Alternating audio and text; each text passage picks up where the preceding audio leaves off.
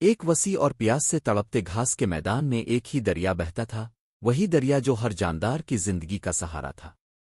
ننھے ہرن سے لے کر بلند قامت زرافے تک سب اپنی بقا کے لیے اسی کے شفاف اور ٹھنڈے پانی پر انحصار کرتے تھے۔ خشک سالی کے دنوں میں جب تالاب سوکھ جاتے اور گھاس زرد ہو جاتی، یہی دریا امید کی آخری کرن بن جاتا۔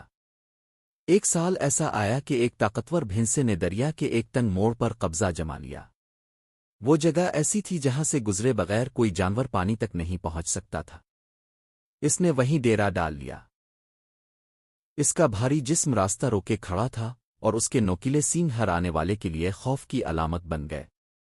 جو بھی پیاسا جانور قریب آتا وہ زور سے پھنکارتا اور زمین پر کھر مارتا۔ وہ غروتا، یہ دریا میرا ہے، میری اجازت کے بغیر کوئی یہاں سے پانی نہیں پیے گا۔ سب سے پہلے زیبرا آیا مگر بھینسے نے اسے ڈرا کر بھگا دیا۔ پھر غزالوں نے کوشش کی مگر وہ بھی خوفزدہ ہو کر واپس لوٹ گئیں۔ حتیٰ کہ ہاتھی نے بھی اپنی بے پناہ طاقت کے باوجود اس تنگ جگہ پر لڑائی کو خطرناک سمجھتے ہوئے پیچھے ہٹ جانا بہتر سمجھا۔ ادھر بھینسا جی بھر کر پانی پیتا اور کیچڑ میں مزے سے لیٹا رہتا، جبکہ باقی جانور چند قطروں کے لیے ترستے رہے۔ کچھ بیمار پڑ گئے، کچھ نے علاقہ چھوڑ دیا۔ اسی دوران ایک دانا کچھوا سب کے پاس آیا۔ اس نے آہستگی سے کہا، دریا کسی ایک کی ملکیت نہیں ہوتا۔ اگر ایک نے اسے روک لیا تو سب تباہ ہوں گے، اور وقت آنے پر وہ خود بھی نہیں بچے گا۔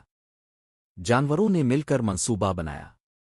بندروں نے اوپر کی سمت درختوں کی شاخیں ہلا دیں تاکہ لکڑیاں اور پتے بہہ کر آئیں۔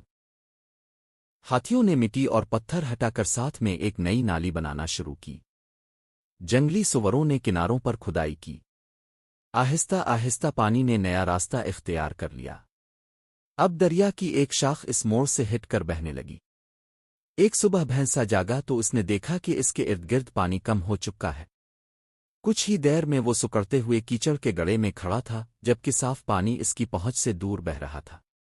وہ غصے میں نئے راستے کی طرف بڑھا مگر اب سب جانور متحد تھے۔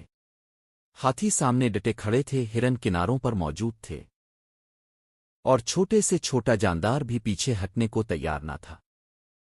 تب اسے سمجھ آیا کہ اتحاد کے سامنے انفرادی طاقت کچھ نہیں۔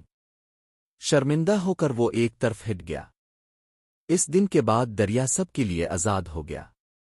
کسی کو اجازت نہ دی گئی کہ وہ اسے اپنی ذاتی جاگیر سمجھے۔ اخلاقی سبق: جب کوئی فرد اگرو ان وسائل پر قبضہ کر لیتا ہے جو سب کے لیے ہوتے ہیں تو ناانصافی، تکلیف اور بگاڑ جنم لیتا ہے۔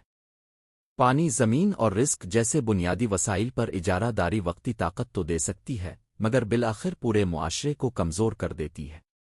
اصل طاقت غلبے میں نہیں بلکہ انصاف، اشتراک اور اتحاد میں ہے۔